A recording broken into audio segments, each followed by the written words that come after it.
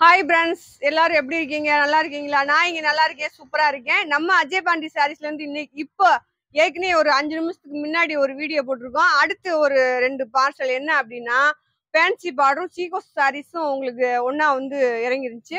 Border எல்லாமே உங்களுக்கு அது பூராமே ஃபேன்சி பார்டர். பாருங்க கலெக்ஷன் எப்படி இருக்கு அப்படின்ட்டு. இது வந்து உங்களுக்கு நல்லா ஒரு மெரூன் கலர்ல இந்த மாதிரி ஒரு கலெக்ஷன்.